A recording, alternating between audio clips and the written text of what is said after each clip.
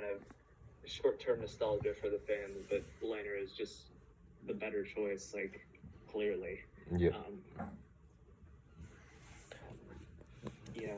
Fleury's just getting up there, and especially for a really athletic, springy type of goalie like Fleury.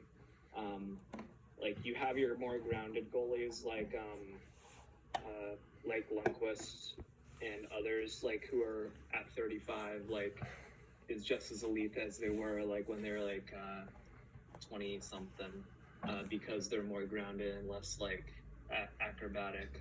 But if your play style is, like, a quick type or a Fleury type, where you're flying all over the place, challenging, like, very far out, and really, like, stretching yourself out and using your athleticism to be a goalie, if you're in the 35 range, it's much different from, like, a more technical, grounded type of play style. So 35 for Fleury is different than, like, a 35 for someone else. So he is getting up there in age, and I think it might be starting to show. And that extension isn't looking too great either. Whew. It's only 2 more years. But yeah, you're right. Yeah, they have a lot of money tied up in guys, but so it's gonna hurt for those 2 years. But yeah, at the very least, it's not a super long-term deal. But yeah, the way Fleury's style doesn't age very well, I'd say, as he gets older. So it's priorities probably they'd have to make room to bring Leonard back. But if they can, I mean, I think he's definitely the better goalie. He's younger. I think that's going to be like their first priority. Because I mean, other than that, they got guys locked up. Glass, he's trending. He's been trending up the last couple of years. He could make a big step next year offensively. I don't think you need to change like too much with this team and just go for it, and they can just go for another run, at least for this year, and they have some cap things to sort out. Yeah. They have $5 million projected cap to sign Stevenson, Leonard, and Nosek, and maybe someone else. So something has to give there. I think $5 million for Leonard would be an underpayment, so they have to 100%. I thought they have to free something up. Yeah, that's definitely an underpayment. I think that'd be an underpayment for Markstrom, honestly. Yeah, agreed. But both like 7 million, 8 million, 7 million range, I'd say. Yeah. Yep, definitely. So let's move on next to the Eastern Conference. We got the Islanders, who nobody expected, and the Tampa Bay Lightning. I think you guys knew too. Tampa kind of proved their hustle, against CBJ. I mean, you gotta work to beat CBJ. And they did that, and I feel like they out-hustled CBJ, which is really hard to do, and they won that series. And the Islanders are kind of the doppelganger twin of CBJ, except they have more goal scorers, in my opinion. I think that's really like an analysis of Islanders and CBJ. Like, I mean, do you guys agree with that? Like, I feel like, the Islanders have like Nelson, Pageau, Barzal, Lee, I guess, and their offense or their defense produces a good amount of offense. But I feel like they're basically. Despite that, Columbus is not boring, and the Islanders are. Yeah. Even if Columbus does have a defensive style of play, it's not like a suffocating defensive style of play. It's just like it's. I don't know. It's pretty suffocating. I just say the Islanders are Columbus on steroids. Like, yeah, they're Columbus with a better roster. Yeah. Yeah. And more goal scorers. And less cringe. Yeah, Max never failing to express his displeasure with the Islanders. I've hated them so much more over the course of this playoffs than I ever have. I don't hate the Islanders. So, even last year, like when they were playing Carolina, I was like, you know what, like, I don't like the Islanders, but like, I'm kind of like secretly like, wow, this is a pretty nice story how they turned it around, right? Mm-hmm. This year, oh my God, every fiber of my body, it just goes towards hating them. I think you had most of the NHL on your side. And during Dallas won. Nothing redeemable. I think most hockey fans gave a sigh of relief that Tampa won. I'm not sure I would have been able to watch the Islanders, finals if Dallas. it was Dallas Islanders. I actually don't think I could watch that. After one period, like, let's see, I come back from like a skate with my team. I have to do homework for like 2 hours, right? At that point, do I really want to turn on the Dallas Stars and New York Islanders and watch that? And maybe I can like lay down in bed and put it like beside me, and maybe it'll help me fall asleep. But like, is that how I want to spend like any time like unwinding and relaxing and enjoying myself? Losing hours of sleep. Do you really want to lose hours of sleep watching this? Yeah, I was watching the double OT game between Lightning, like Game 5 Lightning Islanders. Yeah. Like I was laying in my bed with my phone beside me falling asleep. Like I was using it to fall asleep because I was like, I watched the first 3 periods and I was like, oh my god. Literally the most boring hockey game I've ever watched in my entire life. Like, I cannot remember another hockey game where I was that bored out of my mind. Yeah. Like the 5 OT game with Columbus and Lightning, that was not like boring. Yeah, it was Even though exciting. you could tell like that was gonna go to like 5 OTs just because of how the game was going. Like you could feel it, like just how they were playing in the overtime in that like 5 OT game, that this was gonna go like, this game's not ending anytime soon. Even then, like I was more invested in those first like few OTs than like I was at all in that entire game. Yeah. I used it to help me fall asleep that game, and that would have been every single game of the Dallas Islanders series. So thank the hockey gods for sparing us that type of pain. Yeah, no, I mean, I totally agree with I that. don't wish that pain on anyone. It would have been a brutal final to watch if that was the matchup. But I was pretty sure Tampa. The CIA should take, if that game happened, if that series happened between Dallas and the Islanders, like they should take recordings. The CIA or whatever should take recordings of those games and take it to Guantanamo Bay and use it to like torture terrorists, forcing them to watch the game. Like, you know how they use sleep? You know how they use sleep deprivation like as a quote unquote advanced interrogation tactic? They would use the game to help them want to fall asleep, and then they'd like wake them up, and then they'd make them watch the game again to help them fall asleep and wake them up and never let them sleep.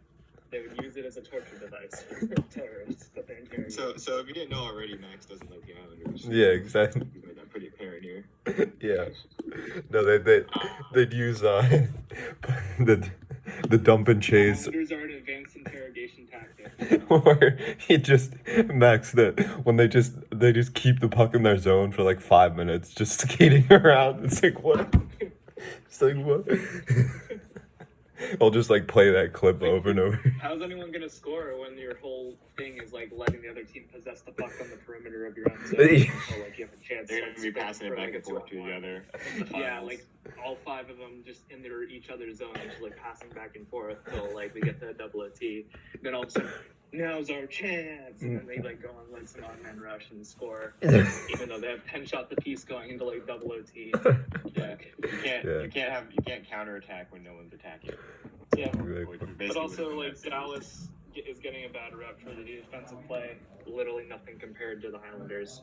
Like I'll be able to stomach this series 100%. Like even without Dallas, like even without the Islanders, like at least there's some redeemable qualities about the offense of the Dallas Stars that can make them entertaining sometimes. Mm-hmm. Islanders, nope. Yeah. Well, Dallas just has like, even though they play a defensive style, they have some decent offensive talent. Like, they have some really skilled guys. Their power play is lethal. Radulov, Ben, Sagan, Heiskanen, and like Alexia. Yanov. Yeah. Like, that's insane. Mm-hmm. Yeah, no. And Absolutely nuts. But like I was saying, I think this is a great matchup for Tampa Bay. I was saying all along in the playoffs, the Islanders' kryptonite is a team that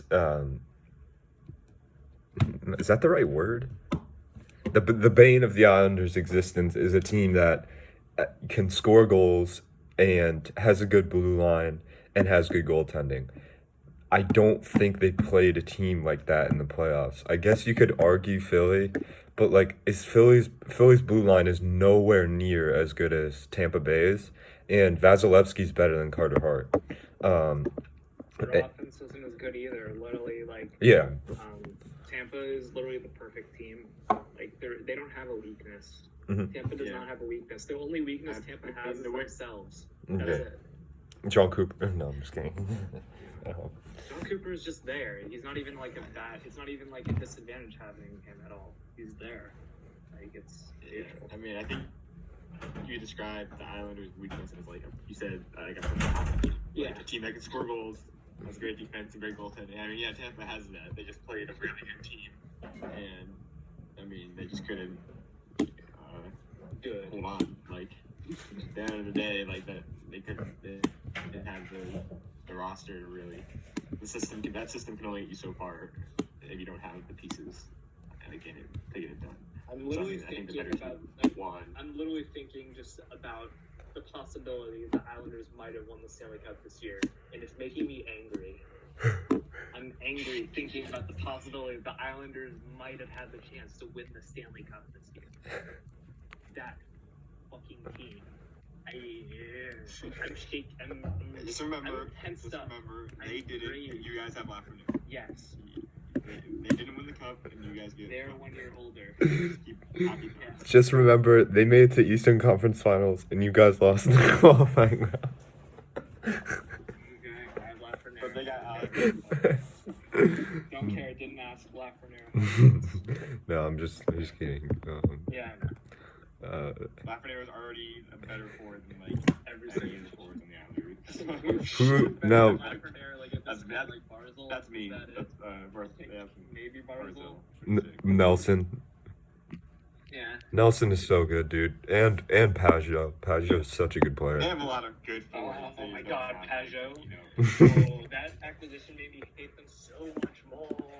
Pajot is literally like the only person on the Senators that I hate, and it's literally only because he's good in the playoffs against the Rangers. He had that 4-goal game against the Rangers. Yeah. Crushed my heart. And then he goes to the Islanders. Are you kidding me? Like, oh my God. I feel like we need to move on here before Max has an I'm answer. going to have a stroke. I know we have to go over the Islanders off season, but I don't know if he'll make it through it. Yeah, I don't know. How would I mute myself while you two talk about? Yeah, no, talking about. Like, I will. Yeah, no, I'd love to. Right now, 3-2. I'd love to talk to Malik about how, what forwards or defensemen the Islanders will overpay this offseason by $2 or $3 million because no one wants to play for their team. Oh yeah, they're going to be able to acquire anyone in the offseason because who wants to play on Long Island?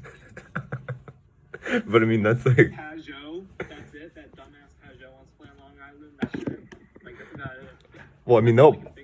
Well, looking at the things Petrangelo? here, No. they have a bit of cap space to work with. Yeah. Who cares? They're poor. I thought and you no were one wants to reading it. play I thought there. you were Who cares if they have cap space? No one wants to play for the Islanders. No one. I thought you were muting yourself. I can't bring myself to do it. It's just. Okay, I will. I'll mute myself now. You talk. Alright. In terms of the Islanders offseason, I mean, their defense is pretty good. So I They think, got it pretty locked up. yeah, I Other mean, than, like, or they have Polak. He's probably going to get a decent raise. I just noticed that. Polak and Pelech are so good. Letty, like their defense, man, their defense is so good. And I want to go back to what Max said about Provorov being the number one on almost any team, not on the Islanders, man. I think Polak and Pelech are better than like that. They are just both such good players, and they're so underappreciated. They kind of have a Slave and Pesci kind of Exactly. dynamic there. Yeah. On the Islanders. Okay. And then, I'm willing to talk normally now. well, Let's look at this. Like they have $9 million in cap space. Polak is an RFA. Barzal's an RFA. Those are two guys who are going to demand a lot of money. I didn't even notice he was Yeah, there. Wow, exactly. I didn't even notice. Yeah. So, forget their cap that's tough. space. $9 million cap space to sign Barzal and Polak, once again, something kind of has to give for them. Well, that's what you get when you overpay Varlamov. Yeah, I don't know. Good God. You have Sorokin, who is signed for $2 million, who might be able to come in. Grice is a UFA too. No, That that's would have been nice to probably move him for like assets, if they could have, but they obviously couldn't. Yeah, Yeah. he's gone. Yeah, he's probably just gonna walk. You have Sorokin coming in, who's $2 million, and then after that, he's an RFA. So, if Sorokin is coming in, and he actually performs like because of how he's hyped, that's gonna even cause even more trouble for them, like because they only have 1 year of him at $2 million, and then he's an RFA there. So I think it's crazy, like just a couple years of like being good for the Islanders, and they're already kind of in a lot of cap trouble. Yeah. Yeah, I think it looks like it will be hard to make improvements. They at least they can go in knowing that with Trotz behind the bench, they'll always be in the mix. Ooh, Devon Taves too is an RFA. Oh. Yeah, he had a good year. Damn, he's good. He's good. And I'm thinking it's not looking good. Wojciech being 36. I mean, he has a no movement clause. Who would do that to themselves? Yeah. No. I think This is really tough. I feel like They you have a can't be really that good blue upset, line, but it's hard to keep together. as an Islanders fan, because like I said, I feel like with Trotz, they'll always be in the mix, and I feel like that's more than you can say for the Islanders for most of their history after their dynasty. I mean, So, in terms of- screw bringing pieces in to improve the team. Like they're gonna have trouble like keeping this together. Yeah. Unless you Season dump factor Lad. in two ways. One, like they have to focus on just keeping their star players, and two, no one wants to go there. They have a lot of guys at Let's like do that. 5.5, like 6 million. Yeah. Yeah, Lee's $7 million. Oh, 6 million. God. Everly 5.5. Andrew Ladd at 5.5. Ugh, yuck. Well, Lee at 7. God, that's I don't know. I think that's fair for him. That's fair. There's but no like, way he's as good as Kevin Hayes or William Nylander. I'd compare him to. For 6 more years, though, Yeah. Yeah, That's gonna be- That's rough. I'm Um, surprised how old he is. I didn't know he was 30. What? Like, I thought he was like. Yeah, I thought he he was is. like one Damn. of the young brass. I yeah. actually thought like he was like not around Barzil's age, but like 20. I thought he was like 27. I thought he was like 3 years younger than he is. Yeah, that's rough. He's been around that long. That's kind of crazy. Oh, Varlamov isn't that bad. 5 million for I thought they paid Varlamov like 6.5. 5 million for No, I Varlamov think isn't he's terrible. not- I think he's on a decent deal. Like Yeah. if they feel like Sorokin's ready and they want to move on from Varlamov, I think they can do that. He's been in the league since 2012. So- Lee? Who is this? Anders Lee? Lee. Yeah. What? He had his first game in 2012. That's what? I can't believe that. That's insane. I felt like he was like new. Like I thought like he came in and was like playing with Tavares and like kind of broke out with Tavares and he like developed himself like as a leader. Like I didn't know like he was a vet. That's Yeah, crazy. well, he did recently. He came out like he started producing pretty like recently. It took him some I don't know, time. 3 years ago he had 62 points. I don't know. Yeah, but is that 52 that? points in 2016. I don't know. I don't know. Well, he had He's a 30 leader, goals, too. That's true. He's a good leader Yeah. too. I also Yeah, I thought he was new. That's crazy. I can't believe that. do you I think thought he was much younger than he was. yeah. Yeah, that contract doesn't look as good as I thought it was now. Yeah. Ugh. Do you think they'll bring back Andy Green or no? The janitor, as Sean Avery likes to call him, the school janitor. No, I don't think they will. I don't think they can. And I don't think there's like. He's 37 at a UFA. I don't think it would be smart to respond That's to something that that. makes sense. Yeah. Yeah, blue line's already good, pretty solid.